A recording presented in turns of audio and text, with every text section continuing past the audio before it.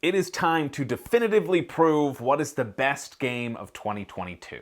That's right, with this edition of the Room and Board 2022 Deathmatch, where 31 brave games pit themselves against each other for only one to emerge victorious. Yeah, you saw the rabies. Pah! That doesn't matter. They're all going head to head here in a 31 brawl to the death. We have your favorite games from 2022. We have groups voting on one or the other, and only one of these games is going to emerge victorious. And unfortunately, for the rest of them, I hate to be the bearer of bad news, but all of them will be burned for eternity. That's true. So if you want to make sure you know which games are going to spontaneously combust on your shelf, well, you better watch this deathmatch tournament to find out. Welcome to the series, welcome to the channel. This is a new year of death matches. We had a whole year last year. If you missed those, go check them out. And I like this format because it allows us to cover a bunch of different games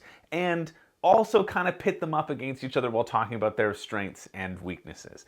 And so this year, for January, we took 31 of the top games of 2022 and we put them into this tournament right here. These are the worthy competitors that are scrolling by my face right now, all of which came out in 2022. Every single one, including Bounce Off, which certainly won't be replaced by a different game. I guess you have to wait and see what happens. If you're new to this, welcome. Basically, the structure of this tournament is that every day in January, we've been voting on a matchup of these games and eventually have crowned a winner. And now it is time to reveal the results to you all. Artie is excited. Not that excited, I guess. He already knows who won. But yeah, drop in the comments which game you think is going to be the champion of games from 2022. I like this format a lot because all it is a choice between two. It's basically like the pub meeple, group pub meeple, as some might call it, which coincidentally is an activity you can do while playing Spicify. I don't know what that means, but it's provocative. All right, you've had enough time. How this is going to work is for the first round, I'm going to explain the games a little bit more in detail to give you a sense if you haven't played them, what they are, if you might want to look into them a little bit further. And then for the second rounds and onwards, we'll be able to really ramp up the speed and find out which game toppled the other game once and for all. If you'd like to participate in future tournaments, well, you can sign up for our Patreon. The link is down below. Or you can always wait, because I'll always do these recaps so that everybody can participate in the fun and guess and see how you would have voted. But for those who do vote on the daily, they get access to one extra vote. This can be used until that game wins. So if I vote for a game that isn't winning, I can put my extra vote behind it to show a little bit more support. But if that game does move on, then the extra vote is considered used. And if there's a tiebreaker, well, it's the game that garnered the most extra votes that moves on into the next round. So let's get it started with a banger. First off, our first match to find out who the champion of 2022 really is comes down to this: Tiletum versus Wonderland's War. And before we start, I do want to shame everyone who was voting for not calling me out on putting the date of the game in brackets for every single game. I thought somebody was going to comment on it. It's a game of 2022 games. Of course, they're all going to be 2022. I thought it was funny. It clearly wasn't even a joke. It doesn't matter. You know what isn't a joke as well? These two games, they both look really good. Tiletum is a dice manipulation style game where you can gain resources and perform actions with your dice. But there's a twist here because how you use your dice is going to always be balanced. You can get a little bit of resources and a lot of actions, or you can get a lot of resources and not a lot of actions. So the dice kind of determine that split and where that split is going to be, which I think is kind of cool and is the highlight of that sort of game. But it's up against Wonderland's War, which is sort of an area control drafting game. You're going to move around the table collecting these chips and putting them into your bag, and then drawing out those chips and putting them onto various places around the map to compete in the grand war for Wonderland. First, you have a very sensible, calm tea party, see what's up, and then you go hats to the wall and chips to the wall, chips to the dip, trying to not draw too many madness chips out of your bag or your followers will abandon you completely. And this one was close. I like aspects of both of those. I really think the dice give and take is an interesting decision, right? When you're deciding about resources or actions, obviously more actions is much better than resources, but you're going to need the resources to do all the different actions. So I think that is kind of exciting. Unfortunately, I'll never get to experience that excitement because Wonderland's War moves on in a 17-13 vote. It's 19-13 when I check now, but it was 17-13 when the vote was called. Moving along, we have Viticulture World 2022 versus Verdant 2022. It's mildly entertaining. Give me a mildly entertaining, that's all I want. Viticulture World is the only expansion that is represented on this list, but I felt it was pertinent to include it because it was a fairly big release. It was the co-op expansion to Viticulture. The co-op expansion where you need to hit a certain amount of points. Everybody needs to hit a certain amount of points in your winemaking when you're off in some other part of the world. Because it doesn't matter if one person makes beautiful wine. The only way for the wine business to truly thrive is to have an entire region dedicated to its production. It's up against Verdant, which is a fairly simple spatial tableau style game. You're going to have some cards and you're going to arrange them in a grid, and how you arrange them in the grid is determined by what's on the card. So you need to lay down houseplants who want to be next to other things. They want some sunlight to get in. And so you're kind of making these different patterns as you create this tableau, and you're just trying to score a number of points. People were talking a little bit, comparing Verdant to Calico and Cascadia because it's by the same publisher, Flat Out Games. And the sort of consensus was that both Calico and Cascadia feel a bit more fun than Verdant, but Verdant was still a fun game. But just being fun is not going to be enough to cut it in this tournament to the death. And it is Viticulture World here that moves forward in a surprising 14-10 vote. I honestly expected Verdant to win here. I feel like I've heard more about Verdant and there's been a little bit more buzz. Viticulture World also kind of came out near the tail end of the year, but that could also sway some voters' biases, right? Wanting to get at the table, and Viticulture is just a really solid, fun game that I quite enjoy. So Viticulture World moves on into the next round. Now, next up, we have Merchants of the Dark Road versus Dead Reckoning 2022. Merchants of the Dark Road has one of my favorite scoring mechanisms that's out there, which is you're scoring on a number of things. It's Knizia scoring is what I like to call it, and a few people call it this. It's in Tigris and Euphrates. In Merchants of the Dark Road, you have two values that you're trying to manage, your coin value and your fame value. As it says on the box, what good is your fame if nobody will buy you a beer? And what good is your coin if people don't sing songs about you? So it's this balance that you're trying to get, but your point value is the lower of the two scores, which I like. I like that you always have to balance these two things. I think with more tracks, it obviously makes it harder to juggle, but even still, I really like this method of scoring, and you're gonna be doing a bunch of things on the Dark Road. You're merchants, you're getting stuff. You're on this big rondelle. If you like rondelles, you like circles that you just go round and round and round. If rondelles spin your head right round, well then Merchants of the Dark Road might be a game for you. But the thing that really gets me interested about it is the weighing of these two different tracks. It's up against Dead Reckoning by AEG, from AEG rather, by John D. Clare.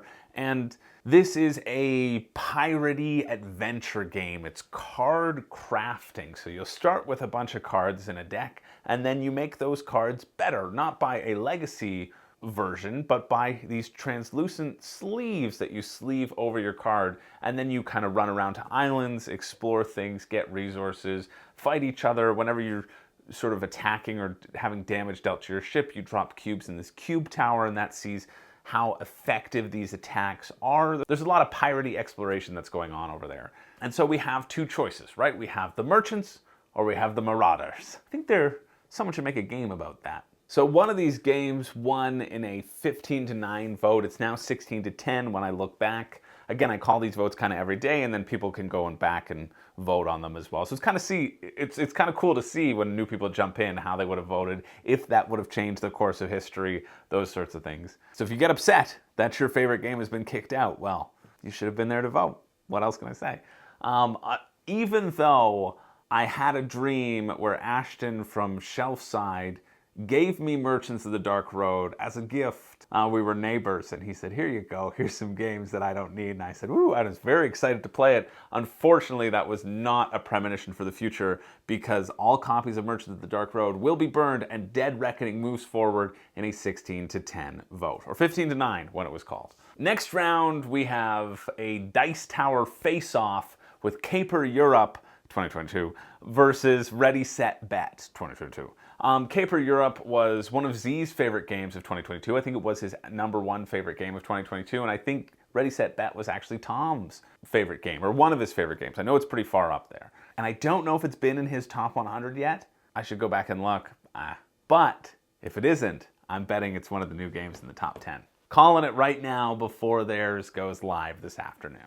Caper Europe is a 2-player head-to-head drafting game where you are trying to have the best heist. You're going to take turns sending thieves at various locations across Europe and trying to get the most heist abilities. Getting the most heist points by getting locations or gear or a bunch of heisty stuff. It's Burgle Bros for 2. Ready Set Bet is this frantic, large-scale racing game where dice are being rolled and you're freely placing your bets as the dice are being rolled, betting on which horses are going to win. Chris the Shill would tell you that we had a big game of that in WSBG Vegas, the World Series of Board Gaming, that happened last September and is happening the next September as well. And so you'd think with all of that backing and that excitement and me talking about it that it would move forward, but if you know anything about these death matches, is whenever I talk about something, that's the kiss of death, and it is Caper Europe that does move forward in a 13-11 vote. Moving on to another big round, we have Twilight Inscription 2022 versus Foundations of Rome 2022. See, is it getting funnier? I don't know. I think it is. I'm glad I explained that joke at the beginning so that you could all laugh, because jokes are better when you explain them. Twilight Inscription is the Twilight Imperium roll and write. You've likely heard of it. There are 4 large sheets. It doubles Hadrian Wall's count. It's got 4 large sheets of a bunch of different combos. The criticism here was that it didn't feel like Twilight Imperium, and that makes me interested in trying it. Foundations of Rome, you also may have heard of it. It is the box that takes up the size of your house, and you can literally live inside the little buildings because they are so gigantic. Cue Derek Zoolander. What is this? A game for ants? It's gigantic, Derek Zoolander. It's the biggest game ever. Foundations of Rome is a interesting game about developing your plots. The core of the game is not building the buildings, but it's actually securing the locations on the board that are going to be the most beneficial, and then using those locations effectively. You can build anything you want on those locations as long as you control the space, and so there's space for 1, 2, 3, or 4 buildings in a variety of polyomino shapes, and you get various things like population or money or points, which is what you want at the end of the game. There is no justification for the price tag. Foundations of Rome is like $150, and it did not need to be this opulent thing. It's a fun game. Like, it's fun, but it doesn't need to be that gigantic. It could be streamlined. It could be almost a roll and write if they had really wanted it to be. But they didn't. They wanted to get you excited about all that plastic, and it worked because Foundations of Rome moves forward in an 18-10 vote. Moving along, we have Hand to Hand Wombat 2022 versus Marvel Dice Throne 2022. Hand to Hand Wombat is something that I saw on Crowdfunding Countdown. I was really excited to talk about it, and it probably wasn't a good choice to purchase it at that Kickstarter level, since you can really get it for, I think it was probably like half price at Target or Walmart. It's by the creators of Exploding Kittens, but it has such a funny premise. It's a social deduction blindfolded game where if you're the evil wombat, you gotta knock down all the towers that the good wombats are trying to build, but everybody has their eyes closed. So you're trying to feel around and really feel around down here, rather, this isn't Spicifying, and really find your pieces and put them together, but you don't know if the other person stealing your pieces just is making a mistake or is actually an evil wombat trying to screw everything up. So it's a very funny premise. It's up against Marvel Dice Throne, which I feel like I've talked a lot about on this channel. I have Marvel Dice Throne. I have a review on it. I ranked the characters of Dice Throne. Dice Throne is a very fun system, and it's just battle Yahtzee. I would only recommend playing it at a 2-player count, although other people like playing it at different counts. For me, it's just a 2-player game.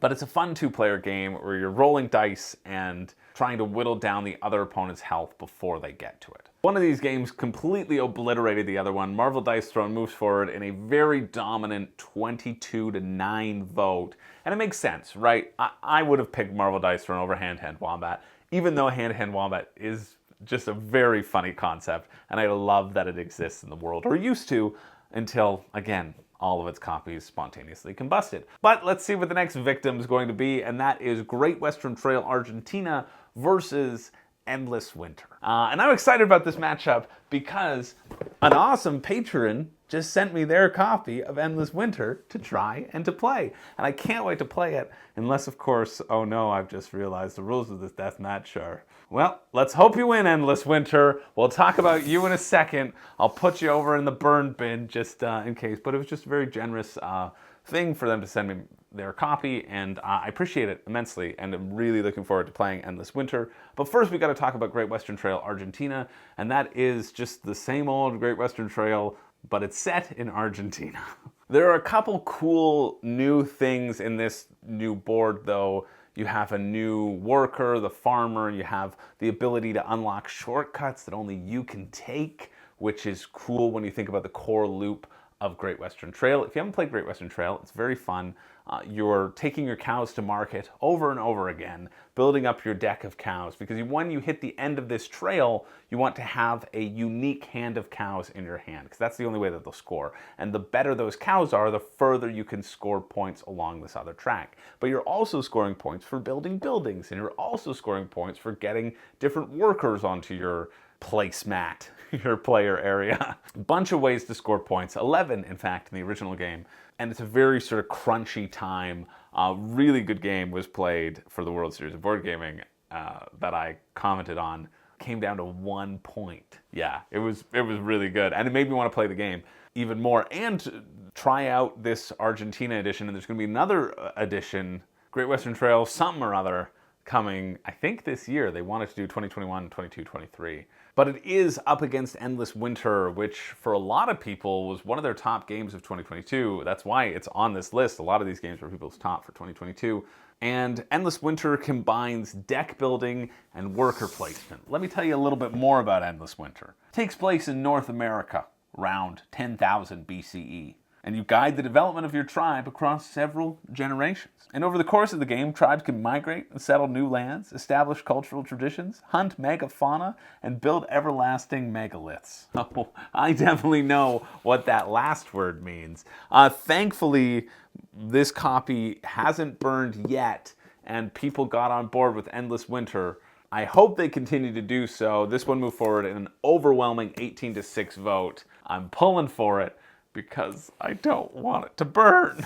But we will move on now to Veiled Fate versus Frosthaven. This is a tough match because Veiled Fate is really fun. I also own Veiled Fate. I did a review on Veiled Fate already, and it is a really good 2-player social deduction game. It can play from 2 to 8. The basic premise of Veiled Fate is by Ivy Studios. If you haven't heard of it, you are a god, and you have a particular interest in one of the demigods. It's basically a color, and so you want that demigod to have the most renown over all the other demigods. But since you're a god, you can manipulate all of the gods at once. Basically, there are 9 colors. You're going to be moving them up and down on tracks, and you want your secret color to emerge as the top of the track later on. I think I like it best at 2, actually, because there are a lot more dummies that you can play with. I can bluff a lot more, rather than just completely reveal my hand. And that's the main exciting point about this game, is if you just reveal who you are, it's not really that fun.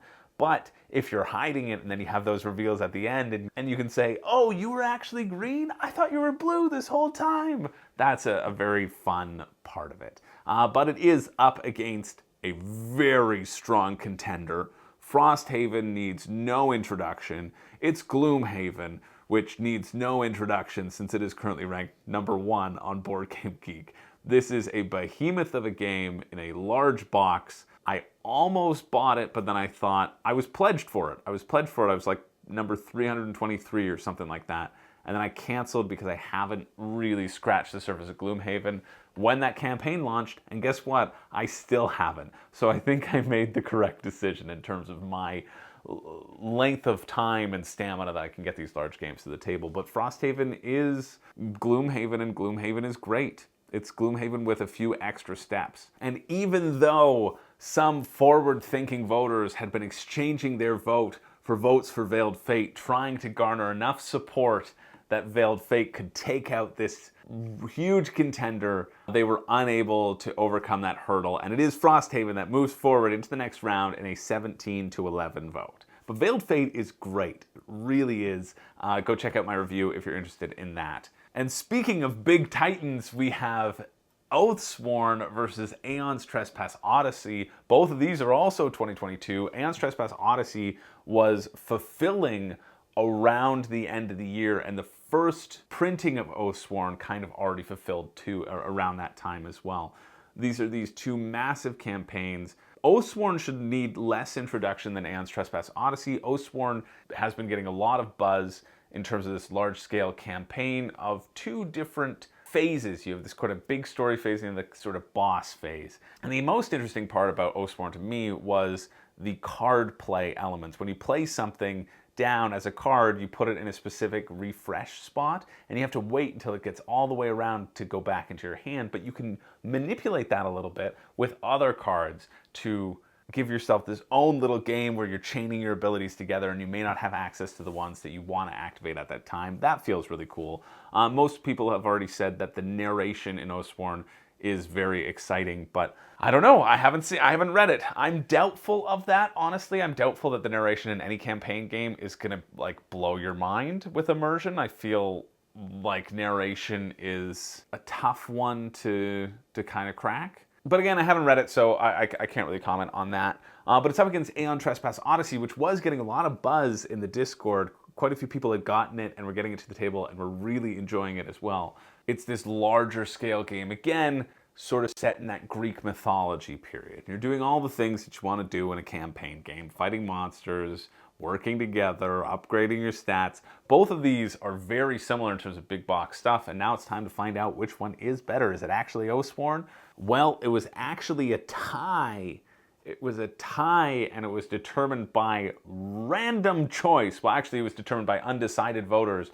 You can throw a little dice emoji down, and we roll a dice. If you really can't decide between the two, you like both. You want to vote for both, but you can't. And so it was actually tied, and it is on you, you undecided voters, because the tiebreaker fell towards Oathsworn, and Oathsworn is the one who moves forward in a basically clean sweep of the undecided voters, 19-14 vote. Next round, we have Weather Machine 2022 versus Encyclopedia 2022. Weather Machine fulfilled, I think, really early on in the year, because it wasn't on this list of Kickstarters, it was on last year's list of $1 million Kickstarters. This is Vital Lacerda's next big box game by Eagle Griffin Games, where you are trying to control the weather. There's going to be a number of different stations where you can go and do different stuff and get you a bunch of points so that Dr. Lateef can save the weather. It's up against Encyclopedia, which also was getting a lot of buzz. It's a dice-based worker placement game. Man, we had a lot of good games in 2022. I somehow thought that 2021 was a better year for board gaming. I'm not sure which was the better year or not. There were a lot of good ones that came out this year too. You're going to be collecting a bunch of different animal cards to study and publish research papers about those studies, do a various number of actions with your dice. And the whole gimmick here is that you can use other people's dice, but then you have to pay them something. The general consensus on that is that it's not really a factor. If you're excited about that aspect of it, don't be. But if you're excited about researching different species and then publishing those findings and getting points for that sort of stuff, well, then you should be excited. And this one was really close. It came down to a 16-16 tie, but one of these games had one extra vote attached to them, and that was Weather Machine, and so that breaks the tie. Encyclopedia is out of here, and Weather Machine moves on into the next round.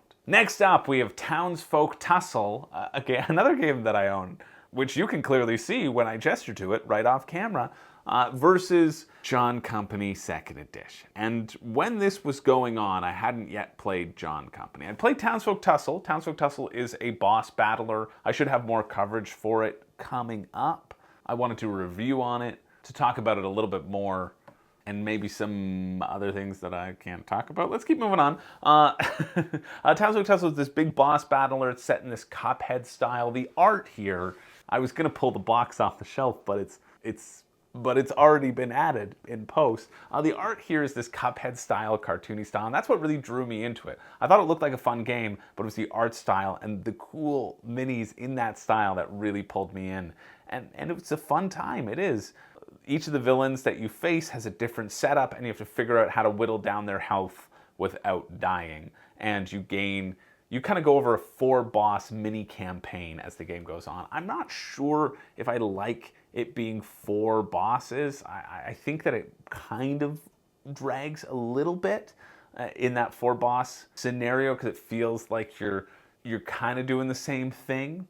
The changes to the bosses as you go up aren't that significant, but you need that mini campaign because then you have a chance to get better items, which you definitely need for facing that final boss. I might, moving forward, kind of treat it as a one-shot and give every character a certain amount of money, a certain amount of item refreshes, and give people different loadouts, and then just do the final battle. That might be what I would do, but it's still a very fun game. It's up against John Comppany, which I was really, really excited to talk about. And then I played it, and it was not for me. Basically, the negotiation here is the main draw. And I love negotiation, but to me, the negotiation felt sometimes like the tools that the game gave you to negotiate with felt so much more powerful than the actual stuff that you were going to get back from that deal. And if I were to make you a trade, you're managing the East Indies Company and you want to run it into the ground or make it succeed. It doesn't matter. What matters is you making enough money to retire your people into nice fancy houses. You're an awful person, and you're an awful family, and you deserve to be wiped out entirely, but that's the theme of the game, right? You're the villain here. Even though I didn't have a good experience, other people have had great experiences with John Comppany, and they were talking about them in the Discord, and reading them back makes me excited again about the game, and I think, why are you getting excited? You really didn't have a good time. I don't know, I personally didn't enjoy it, I wouldn't recommend it, and I am thrilled that Townsfolk Tussle moves forward in a 17-15 vote, but it was real close. So my opinion is generally garbage. Never trust me, but it doesn't matter because all copies of John Comppany are spontaneously burned right now. Moving along, we have Heat, Pedal to the Metal versus Oros. And Heat is the newest racing game on the scene. I'm not much of a racing game fan because Formula D has scarred me for life, but I've been hearing great things about Heat, and the premise here is it's racing through hand management, which I don't believe I have seen in many games. I think there might have been a couple, but it feels kind of a fresh take on the racing genre in a way to actually make it a little bit interesting, or more interesting than just rolling a dice, right? You're trying not to overheat as you give yourself bursts of speed. It's up against Oros, which I'm really excited to try. My friend Ryan picked up a copy way back when. This was in episode 5, I think, of Crowdfunding Countdown, way back in 2021. And this game still looks really cool. You are manipulating this island. So there's this grid, and you can smash 2 pieces of island together, and then they'll make a bigger piece of island. Or you can throw new pieces onto the island as you manipulate this island, pushing it around in this spatial puzzle as you make your people go up on various tracks. And this one was also decently close, but it is Heat that moves forward in a 16-11 vote. Let's keep this moving in round 1. Again, we'll talk a little bit more in round 1 because there are more games, but then we will find out who is going to take it all. Do you have any suspicions of what the finals might be yet? Maybe there'll be some upsets. You never know. I know.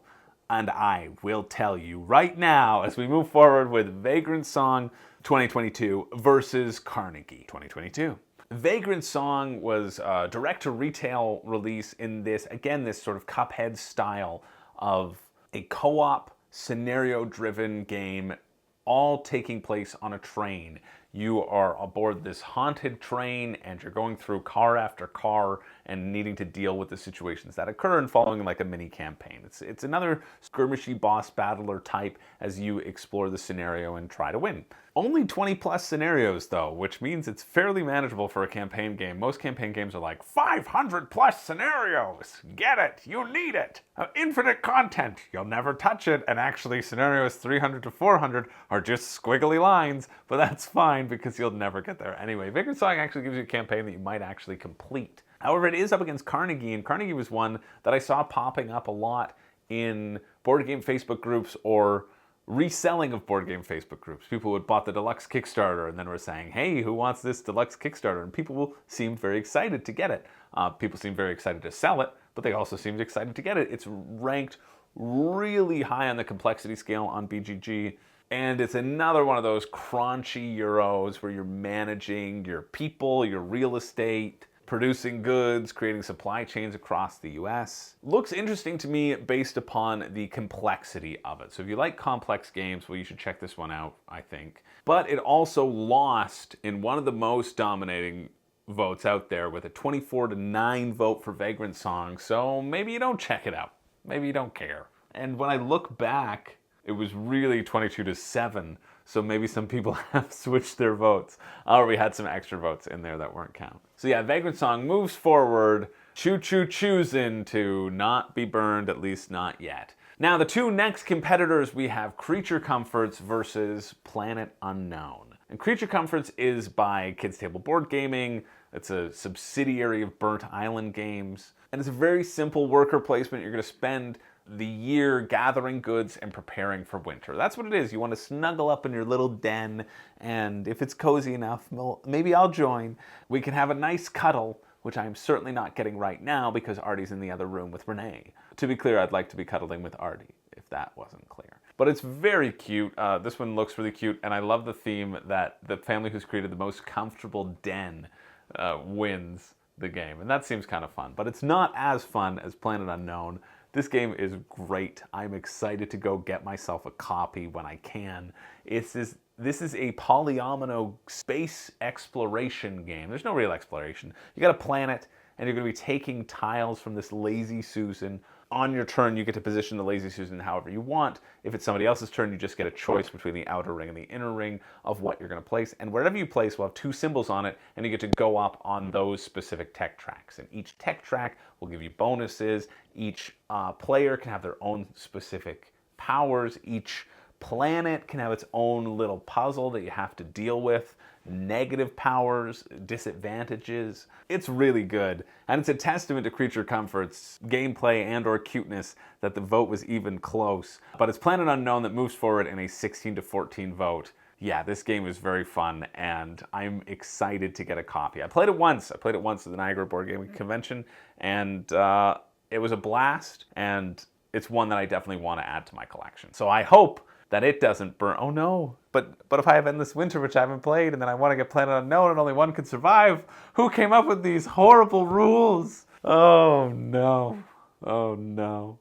And speaking of horrible rules where only one survives, next up we have Flamecraft 2022 versus Bounce Off, the 4th edition, which came out in 2022. Yes, there was a new edition of Bounce Off. And to those of you who are new to the Deathmatch, you may not know that Bounce Off has been sort of a recurring competitor since its gameplay is known to be innovative and strategic and life-changing. Some might say, no, scratch that, all would say. And any who doth not say, doth receiveth the knife.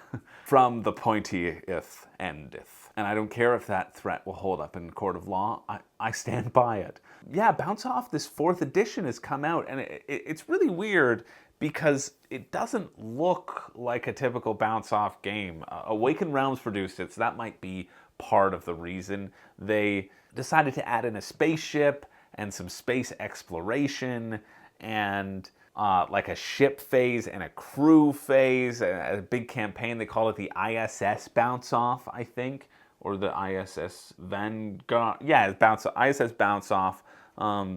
There's a box sleeve for it. Well, we'll put the box sleeve up on the screen now. That's what the box sleeve looks like, but really it is the core Bounce Off experience that Awakened Realms has just taken there and put their own spin on. And honestly, Awakened Realms, not your best work. You can't really improve upon perfection, and that's what Bounce Off was. Even more perfection than perfection. So we have ISS Bounce Off versus Flamecraft, another really great worker placement game where you start with 6 locations and you're going to get more locations as the game goes on. And on your turn, you move your dragon to one of those locations and you either upgrade that location and get some points, or you take a bunch of resources and actions from that location. And potentially you can get points by adding new dragons there. So Flamecraft versus ISS Bounce Off. It's a tough one. Sorry, ISS Vanguard, I guess we'll call it by its alternate title.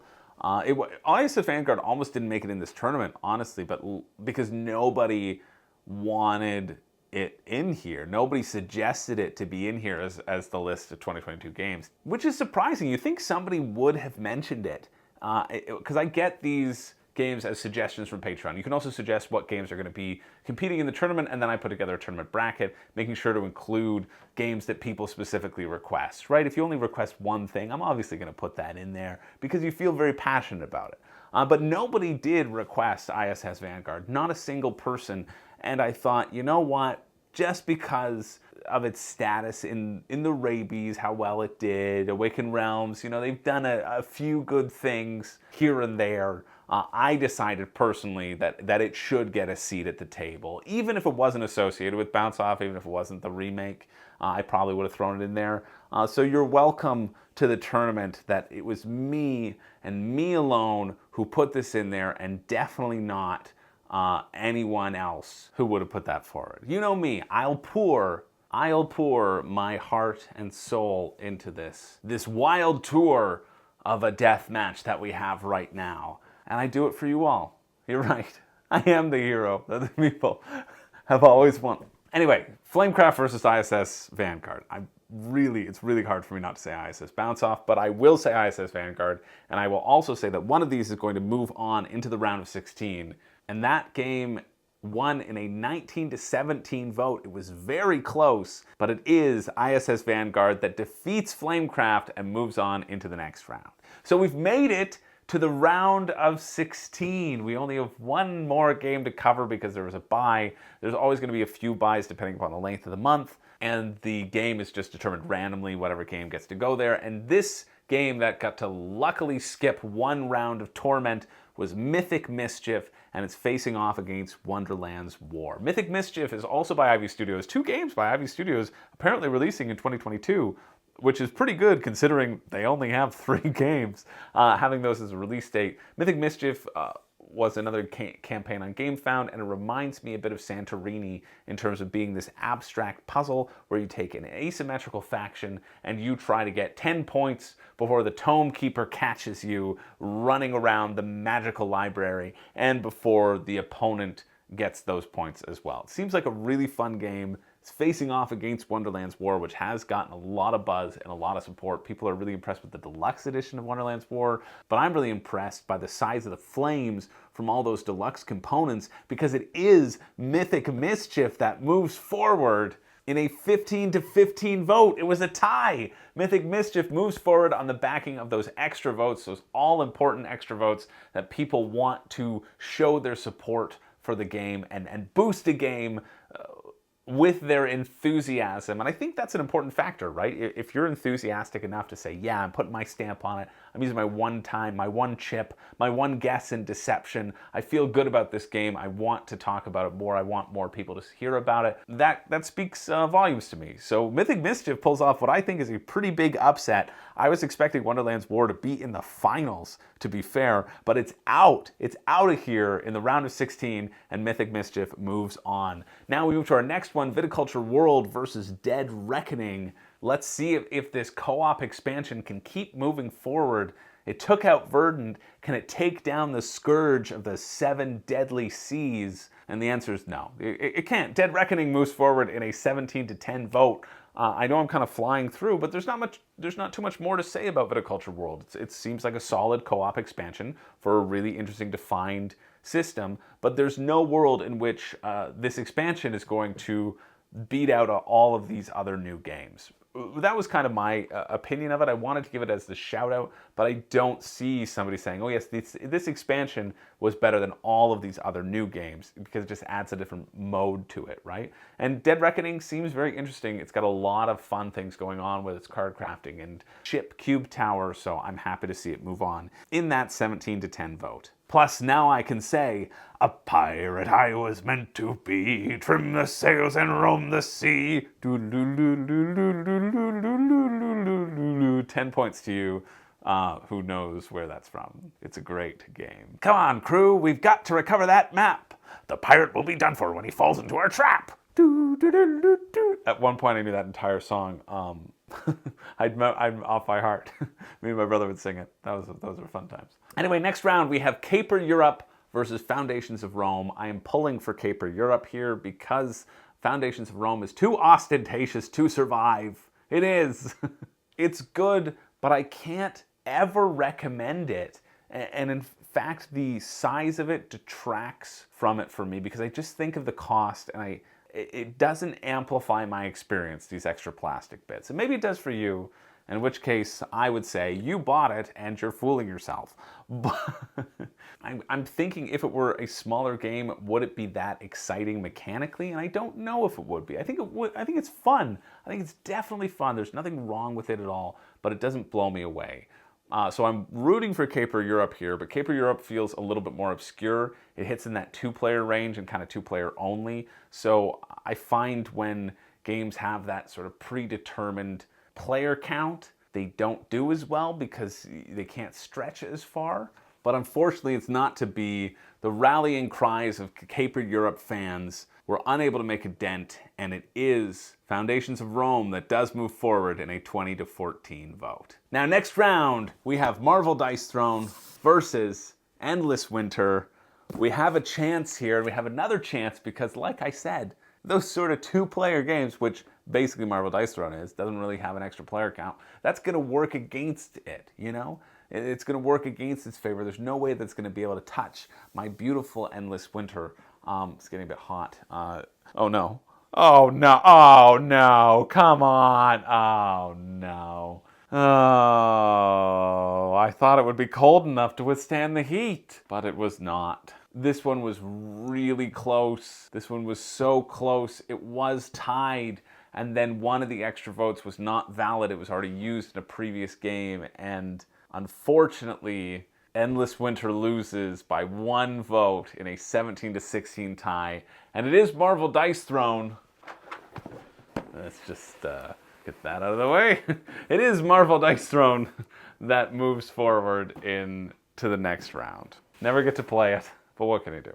Moving along to the next round, we have a huge matchup. We have Frosthaven 2022 versus Oathsworn 2022. This is the battle of the big boxes. Whose box is bigger? Whose box is badder? Whose box has a bunch of scary looking owls on it? Yeah, I used that joke in the Discord too, and I'm doubling down on it because I don't know. I really don't know. But it doesn't matter. Let's talk about these two games. Frosthaven versus Oathsworn. That has been the question on a lot of people's minds, especially over the past few months. Frosthaven with its Gloomhaven style system, or Oathsworn, which is the new up-and-comer to the scene, right? It's a tough battle between the two. For me, I would lean towards Oathsworn because I've seen Gloomhaven. And so I haven't played Frosthaven yet because I never will, because I'll never finish Gloomhaven. And this one was really close as well. There was a lot of lively discussion back and forth between Oathsworn and Frostsworn. Oathhaven and Frostsworn, that's what it is. But eventually it was tied, and then the other one just edged it out. When I'm looking back now, it's much closer than it was. It was 14-12 right now. When it was called, it was 15-11. So somebody must have changed their vote and swapped over. They're having second thoughts, but it's not enough because only one big box can move forward, and that is, nope, the other one. No, you got it right the first time. One of you did. Frosthaven moves on into the next round, and Oathsworn is. Next up, we have Weather Machine versus Townsfolk Tussle. the crunchy Euro Viticulture versus the flailing, skirmishy, wacky boss battler. I just love the art in Townsfolk Tussle. It's amazing. I really thought that theme didn't draw me in, but the more games that I play, the more invested I do get into the theme, because I think you can only do so much with mechanics, right? Like, if mechanically a lot of games feel very similar, but some things just work with those mechanics a little bit better.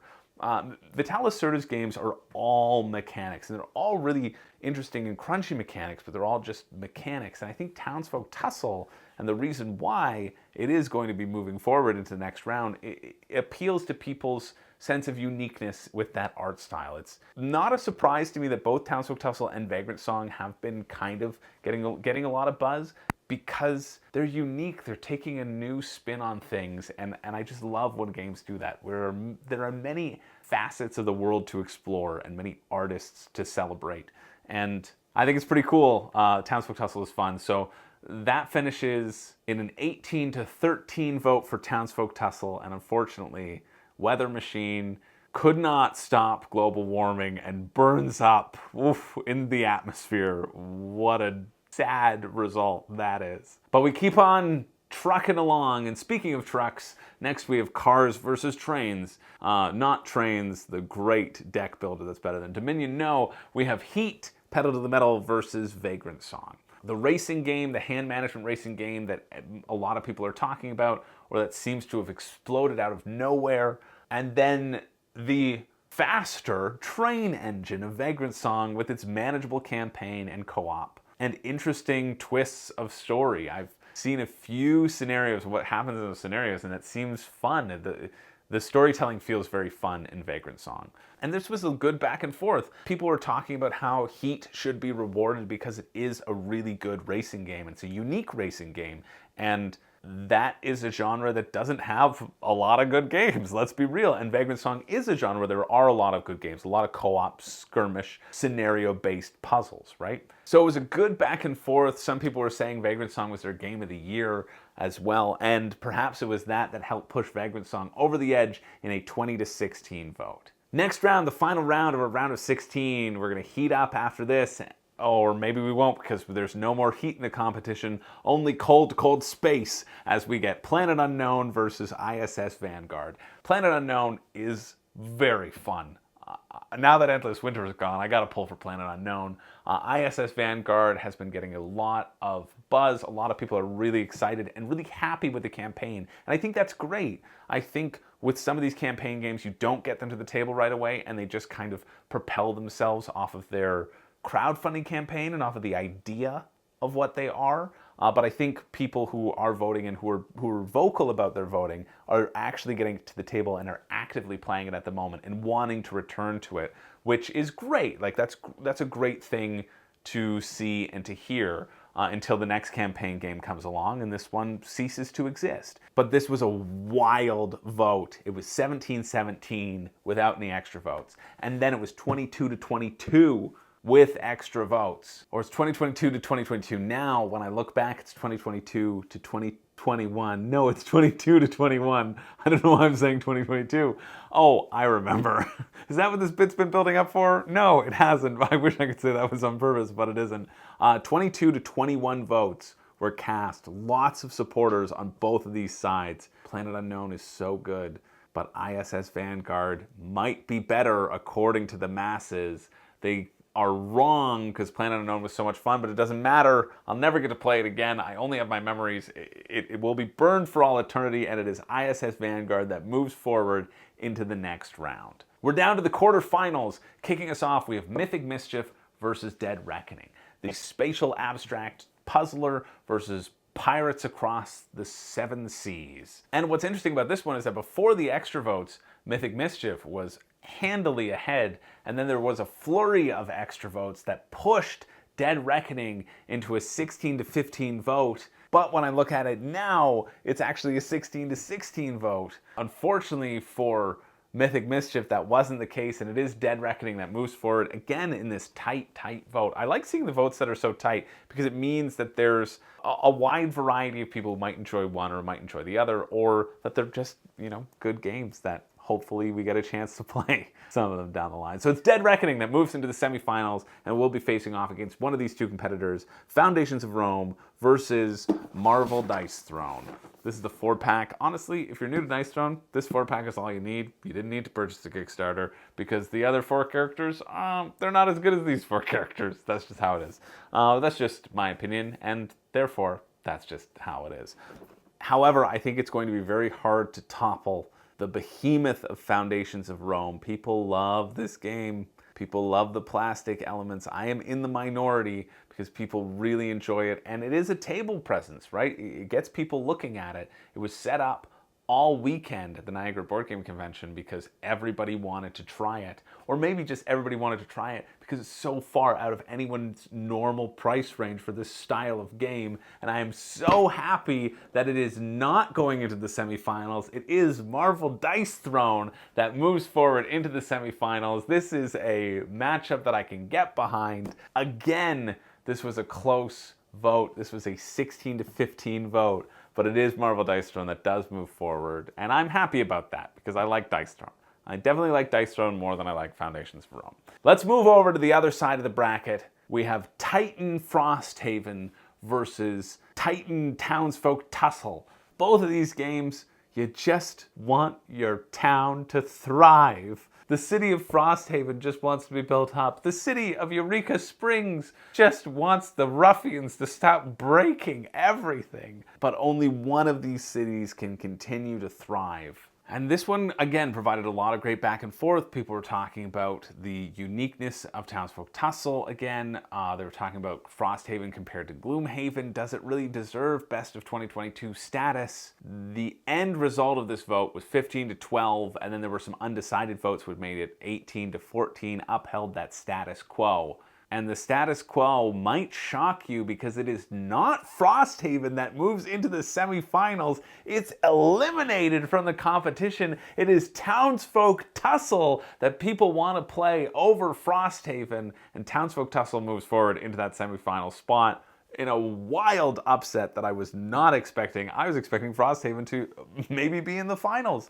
And here it is, cast aside like the garbage it is. Go play Gloomhaven, Jaws of the Lion instead. You don't need that big of a box. That's what the world is saying. I'm excited to play Frosthaven when it comes to Steam, and I can play it just by myself on my computer. That'll be an awesome time. Until then, I'm not interested in it whatsoever. So it is Townsfolk Tussle that moves forward in a very, very shocking turn of events. And we only have one spot left in our semifinal. Can the other Cuphead game get there? We have Vagrantsong versus ISS Bounce Off. Which of these will make the journey, the train or the starship? Which will get there quicker? And here we had some great vote negotiating. People were trying to buy votes for the next round by offering their votes for this round, getting their favorite games one step closer to the finals. Vagrantsong, unfortunately, was not able to overcome ISS Bounce Off. Of course, you couldn't with its illustrious name behind it, and it is ISS Vanguard that moves forward in a very dominant 23-16 vote. So we have our semi-finalists, Dead Reckoning, Marvel Dice Throne, Townsfolk Tussle, and ISS Vanguard. These 4, one of these will be crowned the champion of 2022. And I did not expect this as a final. I expected Wonderland's War, Foundations of Rome, or Endless Winter, Frosthaven, or Oathsworn, and Flamecraft maybe to take it, or ISS Vanguard. I kind of expected ISS Vanguard to make it this far, but the other 3, I don't know. So let's find out what's going to happen. Anything can happen. Anything can become the Deathmatch champion of the world and January in 2022. So let's take it with 2 games from 2022, Dead Reckoning and Marvel Dice Throne. No more extra votes can be used in the semifinals. The games must be won on pure merit. And this came down to 1 vote. Again, when I look back now, it's actually tied. It's tied 14-14, but one of these people didn't get their vote in time. That could have changed the course of history. For the tiebreaker, if it was tied at semifinals, I would go back through the tournament and see which game had used the most extra votes, because then that kind of indicates the most difficult matches that they needed to push forward, or the most additional support. So that might have changed the course of history, but it did not change it this time because I didn't have to do it. There was one game that moved forward with that one extra vote. In a 14-13 vote, we have our first finalist, and I know we won't all get scurvy if we all eat an orange. It's Dead Reckoning that moves forward into the finals, competing for the spot as best of 2022 against one of these other two games. Moving over to the other side of the tournament, we have Townsfolk Tussle, the Frosthaven killer, versus ISS Vanguard, Awaken Realms' current darling of a game.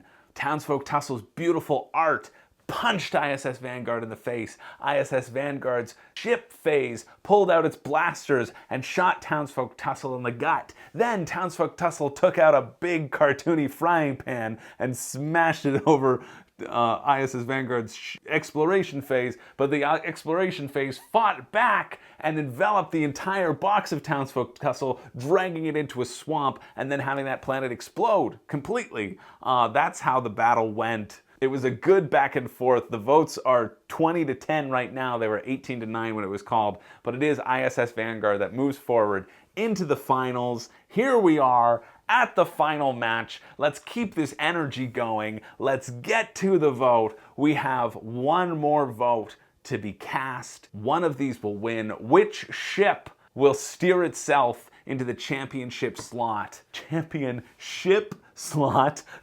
Sorry. It's late and I still have to edit this, but let's go, people. ISS Vanguard, Dead Reckoning, one of them will emerge victorious. I'm so surprised Dead Reckoning is here, but I want Dead Reckoning to win because I love an underdog story, and we also love an underdog story here on Room and Board. But you know what we love more? It's our champion, ISS Vanguard, that takes it. 18-15 is the final call. It is ISS Vanguard. Our champion has emerged. I'm sorry, Dead Reckoning, but you couldn't withstand the jet fuel blast. ISS Vanguard took out some truly outrageous competitors. It toppled Flamecraft in the first round. Then it blew up all the planets unknown and explored the crap out of them with its exploration phase. It then took out Vagrantsong, a fan favorite with beautiful art, took out Townsfolk Tussle, knocking the cupheads left and right, and finally took out Dead Reckoning to be crowned the #1 game of 2022. It's ISS Vanguard. It's open for late pledges. That's what everybody in the Discord was trying to convince each other of. If you want that other campaign game, look into it. People are enjoying it. People are excited about it. But also, don't get the extra minis because they're never worth it. And this late pledge actually does look like it would be a better deal than if you were to wait for retail. So if you're interested in it, you probably want to pull the trigger now. Congratulations to our winner, ISS Vanguard. If you want to get in on the discussion and the daily voting and support the channel, well, you can throw me a couple bucks on Patreon and get access to the Patreon exclusive Discord. We have a lot of fun over there, just talking, chatting about games. I love seeing the lively conversation that I sometimes can't even catch up on. I read through it all. It's a great community over there. I'm so grateful for everybody who goes and who votes and helps create these videos.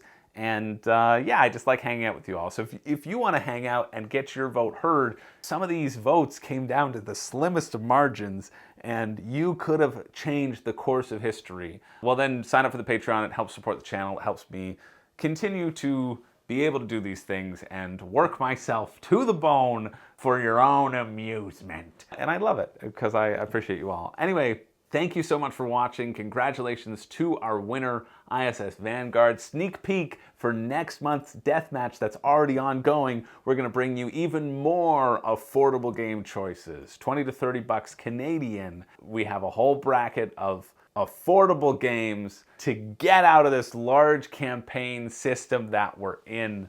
We're going to bring it down low and find out what's the best affordable game. And you know what? I'm excited. I'm excited about the games that have already popped up, and I'm excited to continue on with it. Anyway, thanks again for watching. My name's Chris George. You know what? I don't have a catchphrase, but maybe I'll get one this year in 2023. Congratulations to ISS Vanguard. It took home a couple of rabies, and it also won its spot again in the deathmatch. In both of those formats, it emerges victorious. Hey, I kind of want it. No, I don't want it. I actually have zero interest in it. Even with all this stuff, I think all the other games are better. This deathmatch is a sham. It's because Awakened Realms paid me off. I'm a shell. Go to the World Series of Board Game in Vegas. Okay, bye. We'll see you in the next one. Thanks again for watching. As they say in Lost, namaste.